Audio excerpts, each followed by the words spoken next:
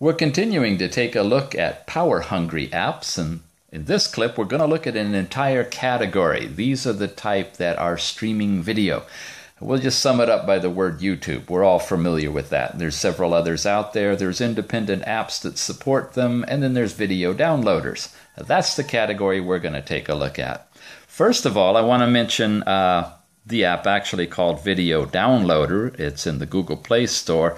This is the one that ties into your Facebook account. So if you have your news feed going and all of your friends have been posting videos, this just strips out the videos and shows them on your watch or your phone. You can tap on the ones that you want to save for viewing later. And then later, when you're offline, not connected, just commuting, you could actually bring up the little clips and watch them. So you can get caught up on your Facebook, not having to be tied to your Facebook. Pretty cool. That's in the App Store. And also in the App Store is this one called TurboTube.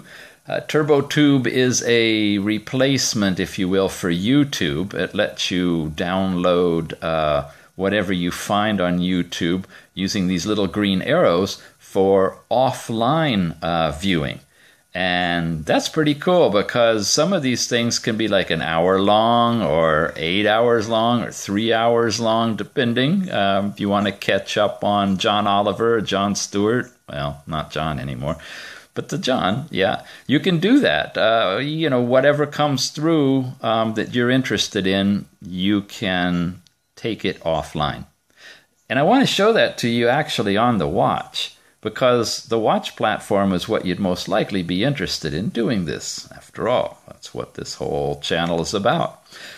Before I begin to get into it, I'm going to bring up my controls and see that I am on the Wi-Fi network. And I just a while ago took the clip that we watched in an earlier video of Lara Croft in Tomb Raider, cha-ching, working her magic. We're going to go into airplane mode, disabling Wi-Fi, disabling Bluetooth. It doesn't even have a SIM card in it at this point. Data is completely off. I am offline totally. And I'm going to bring up my TurboTube, where I have, with a little green arrow on it, Lara Croft in a little movie clip already going. And get the sequence right. There we go. And is the volume up? Well, it is now.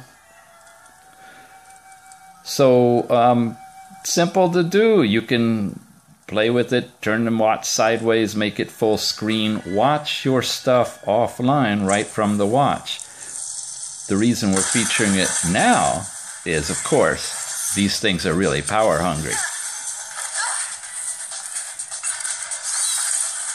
So once again, as I mentioned in the introductory clip, in case you missed that one, what we're encouraging the industry to do, like Laura does right here, when she's out of ammunition, she's not out of guns. She still has her watch with her. She still has her phone with her. She ejects her battery, puts in new ones, and off she goes.